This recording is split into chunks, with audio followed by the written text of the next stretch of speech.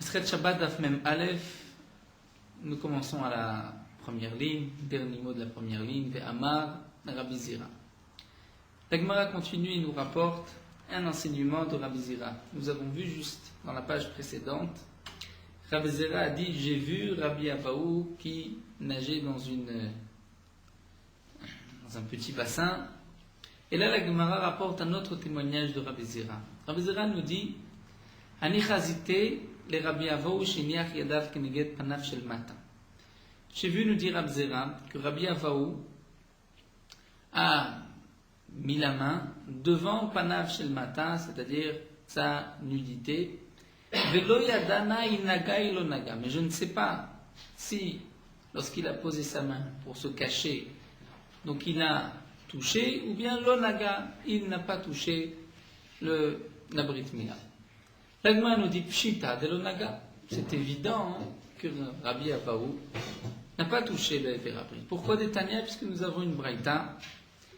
Rabbi Lezer Omer, Kol haochez be'ama ou mashtin, kilu mevi mabul laolam. Rabbi Lezer nous dit: tout celui qui, pour uriner, se tient la main, abrite la verge, kilu mevi mabul laolam, c'est comme s'il apporte le déluge au monde. Pourquoi nous explique Rashi? C'est ce que l'Agma nous rapporte dans Masechet Nida, que nous avons vu, la Fiut Gimel, dont tu me souviens. Étant donné que chez Mitramem, nous dit Rashi Bali de Keri, il s'échauffe et il peut venir donc au Keri, il y a une perte du liquide séminal. Et ça, c'était donc la Avera, le Kilkul de la génération du Maboul, comme c'est marqué dans le Pasuk, Kishrik Kol Basar et Zaro ala Aretz.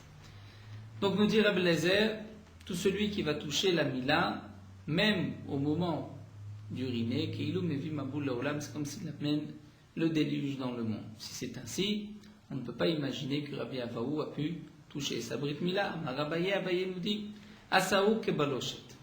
Rabbi Abaou, c'était un cas particulier, c'est comme le din d'une armée. C'est-à-dire, la Gemara va nous expliquer, d'Etna, nous avons une Mishnah.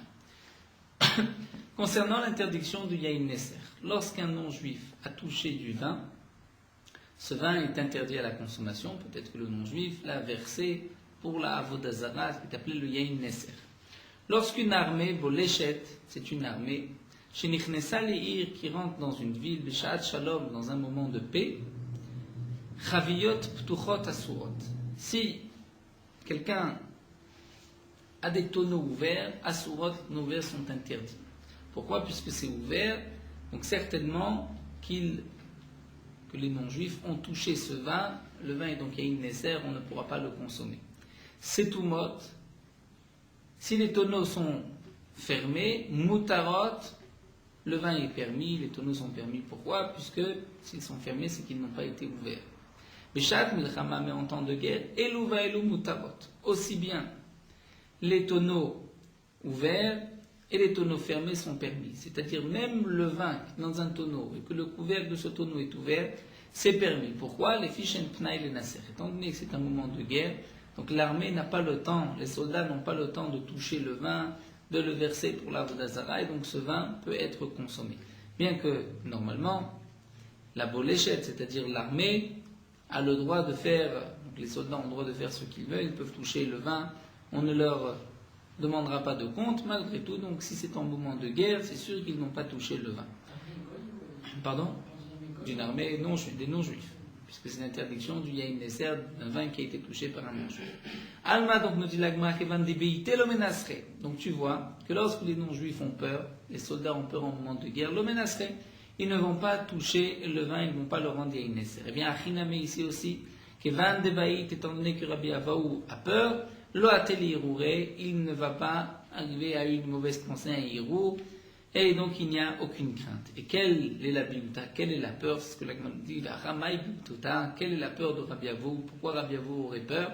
Biouta de Nahara, nous dit l'Agmara, c'est la peur lorsqu'il va donc, puisque c'était au moment où il allait se tremper dans le fleuve, donc il a peur dans le fleuve, ne pas se noyer, puisqu'il y a cette peur, effectivement dans ce cas-là, il n'y a pas, même si Rabbi Abaou a touché ce mina, il n'y a pas d'interdiction, étant donné que c'est dans un moment de peur, il ne va pas arriver au Hirour et au Shechvat Zera Levata. Et la Gemara continue et pose la question suivante. Et pourtant, Rabbi Abba Maravuna, Rabbi Abba a dit au nom de Ravuna Marav, Tout celui qui pose sa main devant sa nudité, c'est-à-dire qu'il se cache sa nudité, au moment où il va donc se tremper dans un fleuve, c'est comme si il renie l'alliance d'Avraham Avinu, il vient cacher la Brit Mila. Donc comment pouvons-nous dire que Rabbi Avaou, lorsqu'il a été se tremper dans le fleuve, il s'est caché avec sa main, il a caché sa nudité avec la main, pourtant Rav nous a dit, il ne faut pas cacher sa nudité, puisque sinon c'est comme être kofer bebrito shel Avraham Avinu, il n'y a pas de honte, et donc il ne doit pas se cacher. Donc comment se fait-il que Rabbi Avaou a mis sa main? L'eau cachée, Alagman répond, il n'y a pas de contradiction. Aki nachit, aki salik, tout dépend. Lorsqu'il descend au fleuve, lorsqu'il remonte du fleuve.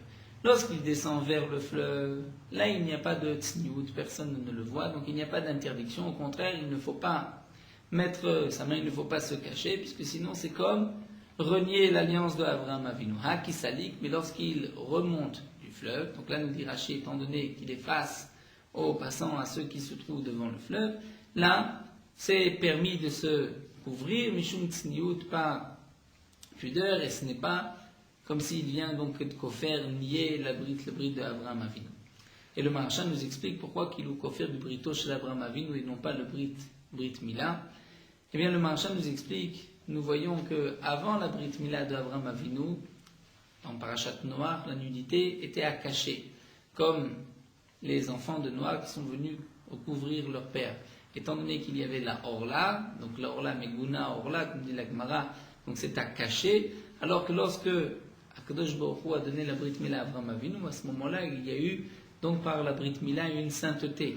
Et cette sainteté, ce n'est pas à cacher, au contraire, il ne faut pas se couvrir lorsqu'on descend vers le fleuve, puisque sinon c'est comme nier l'alliance de Avraham Avinu. Donc, bien sûr, lorsqu'on remonte du fleuve, étant donné qu'on est devant d'autres personnes, là par tsniout, il faut se couvrir, et ce n'est pas nier l'alliance d'Avraham Avinu. Et l'Agma nous dit qu'il y a des Rava Shaché, comme Rava, lorsqu'il donc descendait, il allait se tremper, lui, se courber, donc par tsniout se cacher, Rabbi Zira Zakif. Mais Rabbi Zira, lui, était bien droit, comme nous dit Rashi, lui craignait cette interdiction de Rav, donc il ne voulait pas se montrer comme un kofer, et donc il ne se couvrait pas. L'Agma nous raconte aussi que Rabbanan devait Ravashi, les Chachamim du Bet Hamidrash de Ravashi, qui kanarte zakfe, qui kasalke shaché. Donc lorsqu'il descendait, droit, il ne se couvrait pas, pour ne pas nier l'alliance d'Avraham Avinu, mais kasalke shaché, mais lorsqu'il remontait, donc il se courbait, il se penchait pour cacher la nudité, comme nous l'avons vu. L'Agma nous raconte aussi Rab Zera avec Amishtamet midi Rav Yehuda. Rab Zera se cachait de devant Rabbi Yehuda. Pourquoi débailler les Messac Lahara d'Israël? Comme l'Agma le rapporte plusieurs fois dans le Chasse, Rab Zera voulait monter en Eretz Israël, de Babel en Eretz Israël, et il savait que Rabbi Yehuda n'était pas d'accord. Pourquoi Damar Rabbi Yehuda? Parce que Rabbi Yehuda a dit Kolaolem mi Babel Eretz Israël, tout celui qui monte de Babel vers Eretz Israël au verbe essai, il transgresse un essai, un commandement positif. Puisque le passouk nous dit Shinema, un passouk dans Yirmiyahu, Mabela Yovaou Veshama Iyu, où le passouk nous dit c'est à Babel qu'ils vont être amenés, et là-bas ils resteront jusqu'au jour où Akadosh Baruch Hu donc va ramener les Bnei Israël sur la terre d'Eretz Israël. Donc Rabbi Yehuda pensait qu'il y avait une interdiction de ce passouk de monter de Babel en Eretz Israël. Le passouk dit vous avez été exilé en Babel, vous devez y rester jusqu'au moment où Akadosh Baruch Hu vous ramènera en Eretz Israël. Alors que Rab Zera lui pensait que ce passouk ne s'appliquait pas pour les hommes, mais pour les klisharet, c'est-à-dire pour les ustensiles qui se trouvent en Babel et qui ne remonteront qu'avec la venue du Mashiach, comme la Gemara l'explique dans Maseret Ketuvot. Donc, puisque Rab Zera voulait monter en Eretz Israël, il savait que son maître Rabbi Yehuda n'était pas d'accord. Il se cachait pour ne pas que Rabbi Yehuda lui interdise, donne une Zera, lui dise je suis Gozer, que tu ne montes pas en Eretz Israël. Malgré tout, avant de monter à Mar, Rab Zera a dit Izil veshma mina milten. Je vais écouter un enseignement de la bouche de Rabbi Yehuda. Donc, comme il ne pouvait pas le voir, ne pouvait pas rentrer, donc il a été derrière le Beth Hamidrash, écouté à une fenêtre, qu'est-ce que Rabbi Yehuda était en train d'enseigner. Veïté, ici, donc là, ensuite je reviendrai, je vous montrerai en Eretz Israël. Azalash keched et kae bebane. Il a vu que Rabbi Yehuda était Bebané dans le Mechatz, dans le bain public. Vekamarle les Shamei. Et Rabbi Yehuda a dit à son shamash, celui qui le servait, celui qui était à côté de lui, Avioli neter, apportez-moi du neter, une sorte de savon pour se laver la tête, de shampoing. Avioli masrek, apportez-moi un pain. Et il l'a dit en lachon à Kodesh. C'est ce que nous avons vu plus haut, où la Gemara dit même des paroles profanes peuvent être dites, même en lachon à Kodesh, dans le Mechatz. Non, dans le Mechatz, on n'a pas le droit de dire des divrei Torah. Les divrei Torah ne peuvent pas être dits même dans une autre langue que le Lashon HaKodesh. On peut le dire en français ou en araméen, puisque c'est toujours des divrei Torah. Non. Étant donné que le Lashon HaKodesh a une certaine sainteté, j'aurais pu croire que même dire des paroles profanes en Lashon HaKodesh, c'est interdit dans le Mechatz, parce que le Lashon HaKodesh c'est le langage de la Torah. Donc ici, Rabbi Yehuda, puisqu'on voit qu'il a dit à son shamash, en Lashon HaKodesh, apporte-moi du savon, apporte-moi un pain, donc là, Rabbi Zera a appris cet enseignement, on peut dire des paroles profanes dans le Mechatz, même en Lashon Kodesh. Il a dit aussi, Pitrou Pumaïrou, ouvrez votre bouche, Ve'afiku avla, et que sorte le Hevel, c'est-à-dire la chaleur. Comme nous allons le voir, Rachid donc l'explique déjà, ouvrez votre bouche pour que la chaleur du Mechatz, du bain, rentre chez vous, et qu'ainsi va sortir la chaleur de la transpiration de la Zéa.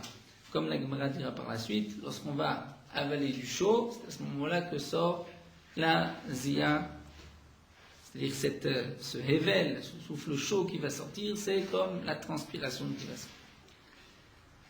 Aussi il leur a dit, Vashtu mimaya de bebané, et buvez un petit peu des eaux qui ont été préparées pour le bain, pour le Mechatz. Amar, à ce moment-là, Rabbi Zera a dit, il m'allait bâti la lishma davarze dayai. Même si je n'étais venu que pour entendre ces paroles-là, dayai, c'est suffisant. La Gemara nous dit, bishlama. Donc nous allons reprendre. Quels sont les enseignements que Rabbi Zera a appris de Rabbi Yehuda?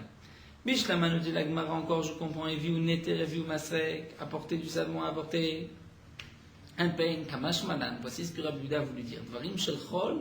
Mutar le'omram ve'lashon HaKodesh. Des paroles de chol, on peut les dire même dans le Lashon HaKodesh en hébreu. Pitrou b'maïchou v'afiku avla. Ouvrez votre bouche et que sorte la chaleur. Namek de Shmuel, c'est aussi l'enseignement comme nous l'a dit Shmuel Damar, Shmuel havla mafik havla. Le chaud fait sortir le chaud. Donc lorsqu'on va inspirer du chaud, donc la chaleur du Mechatz, va sortir aussi le Hevel de la Zia, de la transpiration. Et là, Ashtu maya de bebané. Mais demande à Gemara, quelle est la signification de boire un peu de l'eau qui a été préparée pour le Mechatz? Maïma aluta, quelle est la particularité? Détania. Bien, nous avons aussi une braïta. C'est marqué achal velo shata. Si quelqu'un a mangé, il n'a pas bu après son repas. Achilato dam. Son repas, c'est comme du sang. C'est comme s'il a mangé du sang. C'est-à-dire les zéotrilat rolimaya. C'est le début des maladies des intestins. Achal velo alach arba amot. Si quelqu'un a mangé et qu'il n'a pas marché 4 amot avant de dormir, il s'est endormi immédiatement, achilato merakevet. Son repas va pourrir dans ses entrailles, c'est-à-dire il ne va pas digérer, il va entièrement pourrir. Vezeo trilat reachra, et là est le début de la mauvaise haleine, reachra de la bouche, on dirait. Hanitzrach le nekevar, un autre enseignement qui est rapporté dans la Braïta, celui qui a besoin d'aller aux toilettes avant de manger, et que il n'y va pas, nitzan gava ve'achal, et il mange, domel et tanour chez Sikou al-Gabefo, il ressemble à un four qu'on a fait chauffer al-Gabefo, c'est-à-dire qu'on a allumé sur la cendre. Et il y a déjà de la cendre, au lieu d'enlever la cendre et d'ensuite allumer le four, il laisse la cendre et il allume le four, donc là, il n'y a pas une véritable chaleur. Vezeo trilat re'ar zwama. Et ça, c'est le début du re'ar zwama, c'est-à-dire Rachid, que tout son corps va transpirer, va avoir une mauvaise odeur. Rachatz bechami, si quelqu'un se lave dans de l'eau chaude, v'lo shatamen, et il ne boit pas un peu d'eau chaude, domel et tanur shesiko mibachutz ve'sudu b'bifnim. Il ressemble à un four qu'on a allumé de l'extérieur et non pas de l'intérieur. Le four, il faut allumer de l'intérieur. Si on allume que de l'extérieur, ce n'est pas suffisant. De même, lorsqu'on va se laver au Mechatz, il faut aussi boire un peu d'eau chaude pour qu'il y ait donc de la chaleur même à l'intérieur et pas seulement à l'extérieur de son corps. Et ça, c'était donc l'enseignement que Rabbi Yehuda a dit. Achatz bechamin velo nishtatef betzonen, celui qui se lave à l'eau chaude et qui ne se rince pas après avec de l'eau froide. Domele barzel, il ressemble a eu un morceau de fer, shechnisou les or, qu'on a mis dans le feu, velo yechnisou les tsonen, et qu'on n'a pas ensuite mis dans de l'eau froide. L'habitude, l'époque des ferronniers, était de prendre d'abord un morceau de fer, le chauffer, ensuite le mettre dans le froid, et le froid allait renforcer le fer, nous dit Rashi. Rachatz velosar, celui qui se lave et qui ne s'est pas enduit ensuite d'huile comme c'était l'habitude, domé les maïm al gabé chavit, il ressemble à de l'eau au-dessus du tonneau, c'est-à-dire Rashi nous dit sur les bords du tonneau qui ne rentre pas à l'intérieur, c'est-à-dire il n'a pas entièrement profité du bain public, donc il fallait donc se laver et ensuite s'enduire d'huile comme c'était l'habitude à l'époque. Donc il va faire la bracha, mais il peut commencer la bracha avant ou se couvrir même dans l'eau, comme on l'a vu dans Brachot. Il y a quelques possibilités. De sortir, s'habiller. Bon. La Gemara continue, nous reprenons dans nos ilchot de Kira. Mouliar à Garouf. Mouliar, nous allons voir par la suite que c'est une sorte de marmite. Il y a tout autour de cette marmite un récipient où on peut mettre quelques braises. Et donc les braises allaient chauffer l'intérieur de cette marmite. Ça c'est le mouliar. Le mouliar à Garouf, on a enlevé les braises. Shotina imenu beshabbat. Donc on a enlevé les braises avant Shabbat. On a laissé de l'eau à l'intérieur pendant Shabbat. On peut boire de cette eau, même si cette eau s'est réchauffée un petit peu par le keli, par cet ustensile. On ne va pas dire que c'est interdit puisque cette eau a chauffé Shabbat. C'est permis, nous dit Rashi, pourquoi les filles chez nous mosif havel et la méchamé. Puisque ce keli ne rajoute pas de la chaleur, il va seulement conserver la chaleur de cette eau, lorsque cette eau donc est rentrée dans le keli avant Shabbat. Alors que Antichi, nous allons voir que c'est un keli qui a un double fond. Donc il y a les braises en dessous, et il y a au-dessus, on met de l'eau. Même à Falpiche et Groufa, même si on a enlevé les braises du dessous, En Shotima, mais nous on ne peut pas boire, puisque là, comme la Gemara va l'expliquer, il y a beaucoup plus de chaleur et donc cette eau s'est réchauffée pendant Shabbat et elle devient donc interdite puisque comme nous l'avons vu, toute eau qui chauffe pendant Shabbat, on ne peut pas la consommer. La Gemara va nous expliquer Ridame Mouliar à Garouf. À quoi ressemble le Mouliar à Garouf duquel nous avons enlevé les braises? Tana, la Gemara nous explique Maïmi Bifnim, c'est un keli où il y a l'eau à l'intérieur, Vegechalim Bachutz et les braises à l'extérieur. Antichi, qu'est-ce que c'est Antichi? Rabba Amar Bekire. Donc c'est une première explication. Je vous ai expliqué dans la Mishnah l'explication de Rav Nachman bar Yitzhak Bedoudé qu'il y a deux étages. D'abord où il y a en dessous des braises, au-dessus de l'eau. Mais d'après Rabba, Bekire, c'est-à-dire c'est comme une kira où il y a deux compartiments, deux endroits. Il y a d'un côté les braises, d'un autre côté l'eau. Ceci ne ressemble pas au mouliar, nous dit Rashi, puisqu'étant donné que la kira a des parois très épaisses et qu'il y a beaucoup de chaleur, dans ce cas-là, c'est Mosif Havel, ça rajoute de la chaleur. Et même lorsqu'on a enlevé les braises, il y a une forte chaleur et donc l'eau qui va être mise à l'intérieur va chauffer pendant Shabbat. Ça, c'est donc l'explication de Rabba qui a dit Bekiré. C'est-à-dire dans la même kira, il y a la place pour les braises et aussi pour l'eau chaude. Rav Nachman bar Yitzhak Amar Bedoudé. Bedoudé, c'est ce que nous avons dit, donc une grande marmite, nous dit Rashi, une grande bouilloire où il y a deux fonds. En dessous, il y a les braises et l'eau se trouve au-dessus. La Gemara poursuit et nous dit Mande Amar Bedoudé, c'est-à-dire Rav Nachman bar Yitzhak qui a dit que Antiri c'est Bedoudé, c'est-à-dire lorsqu'il y a les braises en dessous et c'est interdit parce que ça rajoute de la chaleur. Cholshken Bekira, à plus forte raison, dans le cas, si c'était comme Rabat de Bekiré où il y a une kira et il y a des braises d'un côté et l'eau chaude de l'autre côté, que là aussi c'est interdit puisqu'il y a beaucoup plus de chaleur. Mais Mande Amar Bekiré, mais celui qui dit, c'est-à-dire Rabat qui a expliqué qu'Antiri c'est Bekiré, aval Bedoudé l'eau. Mais peut-être que Bedoudé ce n'est pas interdit puisqu'il n'y a pas autant de chaleur que dans la kira. Tania Kavate de Rav Nachman, Agman nous rapporte une preuve, une braïta comme Rav Nachman, c'est-à-dire que c'est une marmite, une bouilloire qui a deux fonds, puisque c'est marqué Antiri, Afapichikoufa, avec Touma. Antiri, même si on a enlevé donc les braises, ou bien on a jeté de la cendre sur les braises, En Shotima et on ne pourra pas boire l'eau qui se trouve à l'intérieur, parce que les parois en Nechochette, en bronze, c'est la première explication de Rashi. Rashi donne une autre explication de Nechochta, c'est-à-dire le fond.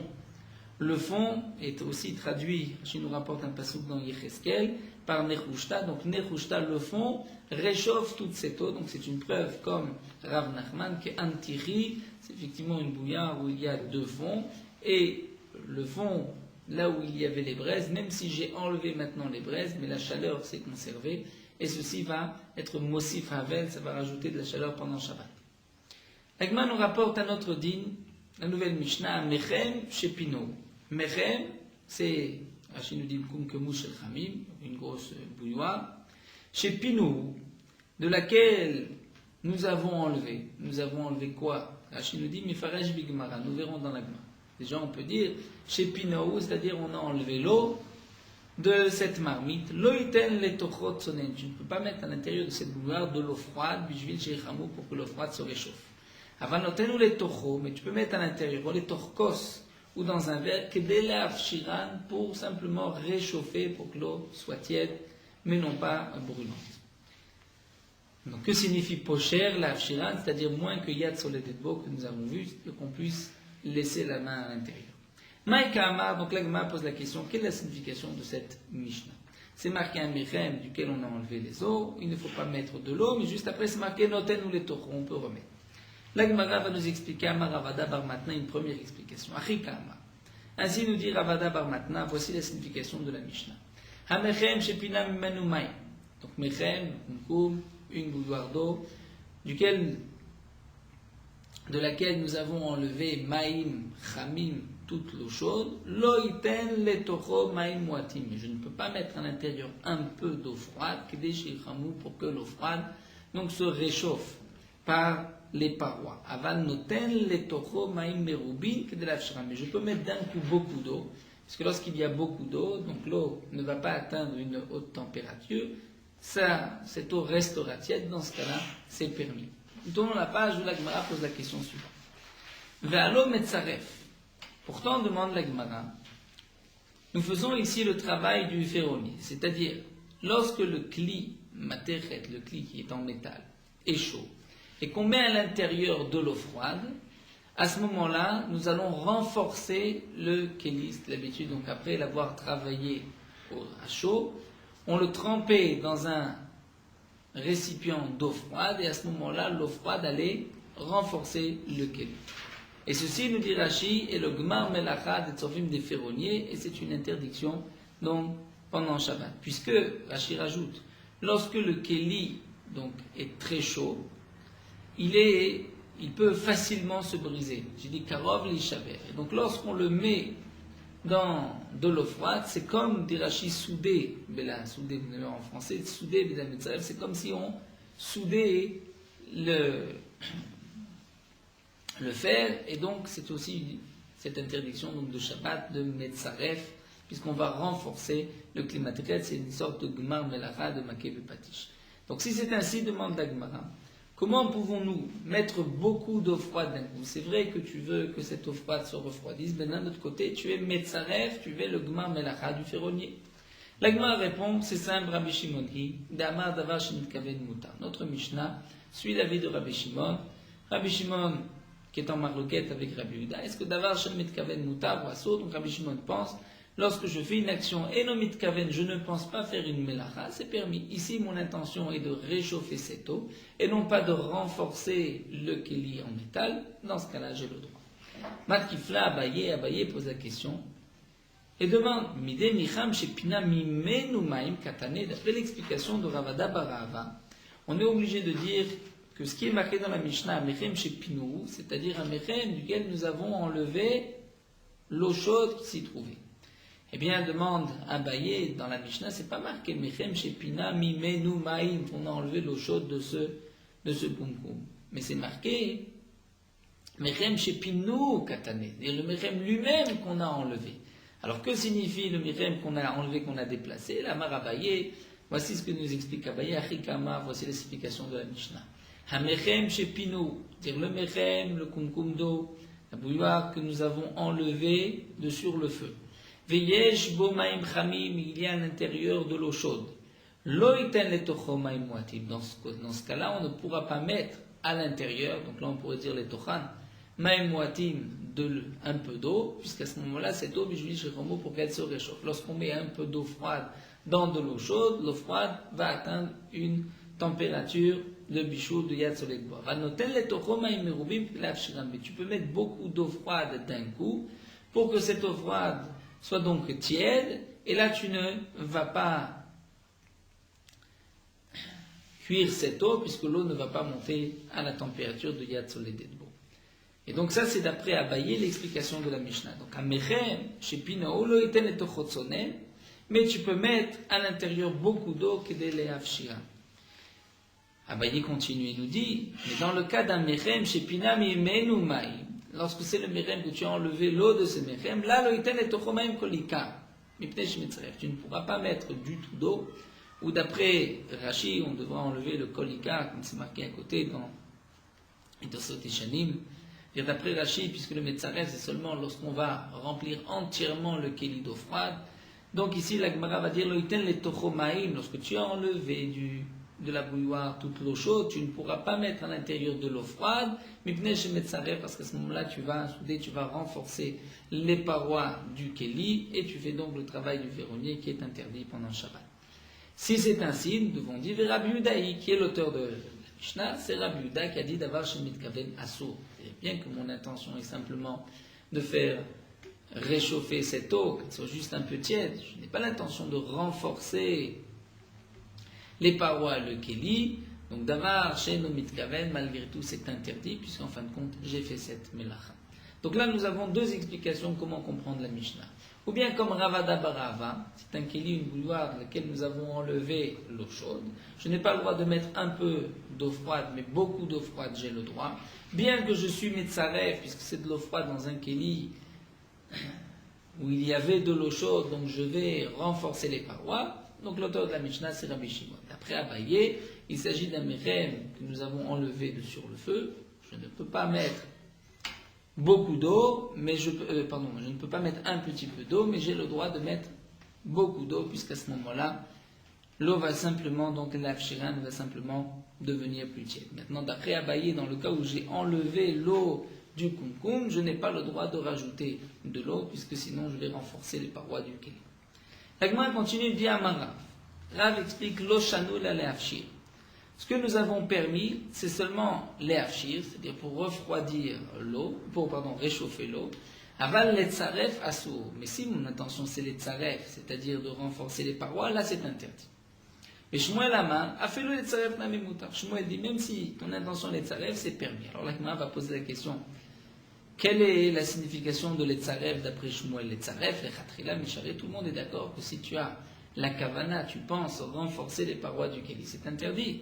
Toute la marloquette, c'est d'avoir chez nous mitkaven lorsque tu ne penses pas, mais lorsque tu as une intention de renforcer les parois du kéli, ça d'après tout le monde, c'est interdit. Donc comment pouvons-nous comprendre les paroles de Shmuel? C'est pour cela que l'Agmar rajoute et explique, la hitmar achitmar, c'est ainsi qu'il faut dire. Amarav, lo shanu ila shiur le'afshir. Rav dit ce qu'on a permis, c'est lorsque tu mets un shiur, c'est-à-dire un peu d'eau, pour que cette eau devienne tiède, mais tu n'en mets pas beaucoup, pour ne pas que, c'est-à-dire tu ne vas pas remplir entièrement le kéli, puisque si tu remplis le kéli, à ce moment-là tu vas être tzoref, tu vas renforcer les parois du kéli, ça c'est interdit. Aval shiur le tzaref, c'est-à-dire lorsque tu remplis entièrement le kéli, c'est assour. Et Shmuel Amar, afilou shiur le tzaref mutar.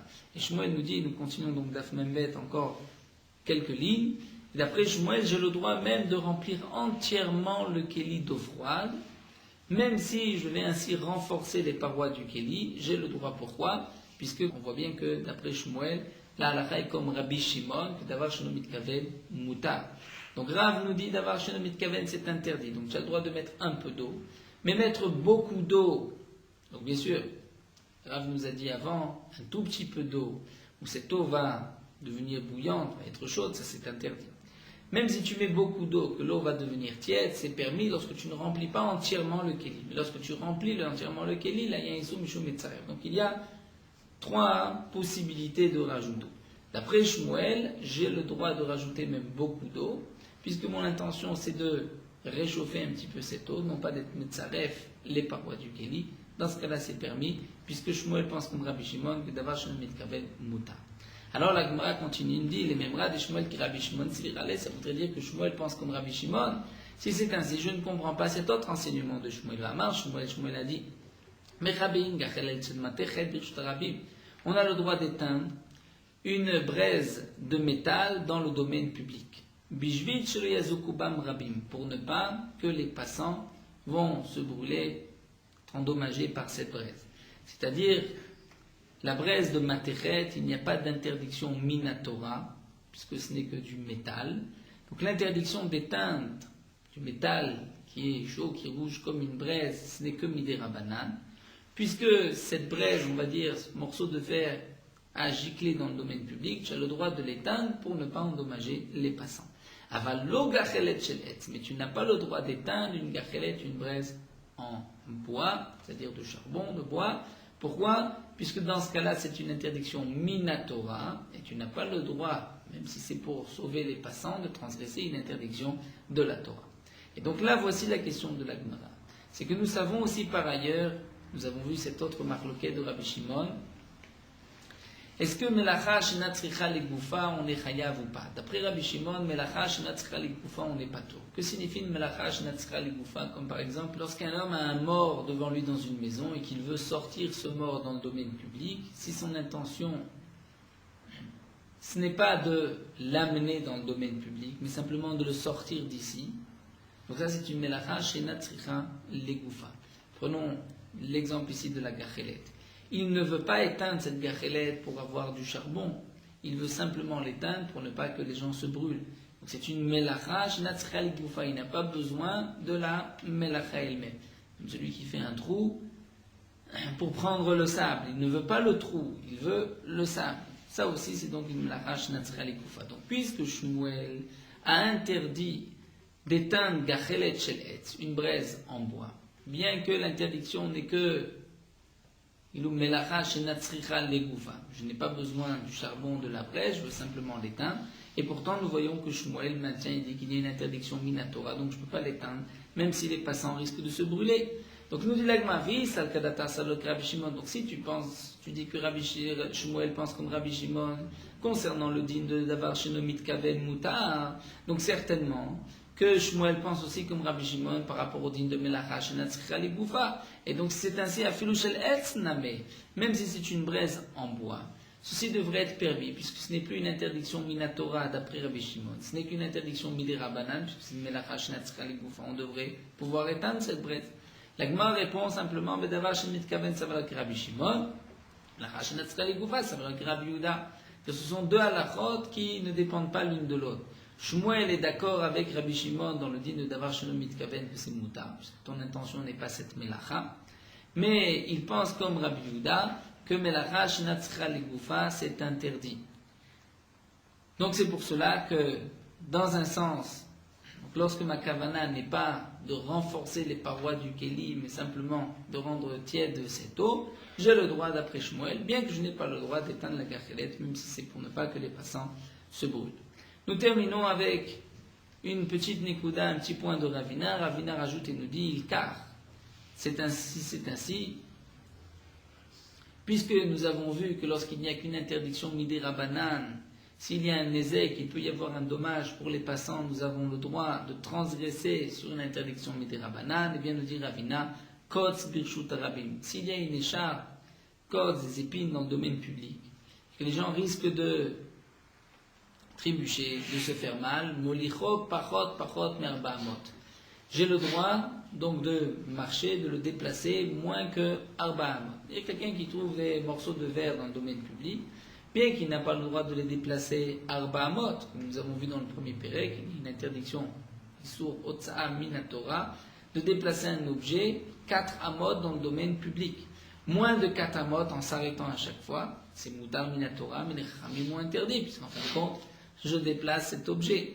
Bien là, les chachamim m'ont permis, d'après Ravina, ceci devrait être permis de déplacer ce côte, cette écharpe ou ces morceaux de verre, moins que arba amot, s'arrêter, ensuite continuer pour ainsi l'enlever du chemin. Au carmélite, si on est dans un domaine qui est appelé carmélite, donc il n'est qu'un domaine midera banan, toute l'interdiction de déplacer un objet Arba Amod dans la Karmilitz n'est que Midé Rabbanan. Dans ce cas-là, Filou Touva, j'ai le droit de marcher même plus que Arba Amod, puisque j'ai l'interdiction des Rabbanan, mais d'un autre côté, je ne veux pas que les passants se blessent par ces morceaux de verre, par ces kotsim. J'ai le droit donc de les déplacer. C'est ce que Ravina a déduit de cet enseignement de Shmuel. De la même manière que j'ai le droit de transgresser Shabbat pour ne pas que les passants se blessent, se brûlent avec une braise en métal, j'ai le droit aussi de transgresser Shabbat et de marcher moins que Arba Amot, puisque ce n'est qu'une interdiction Midé Rabbanan, pour ne pas que les gens donc vont se blesser.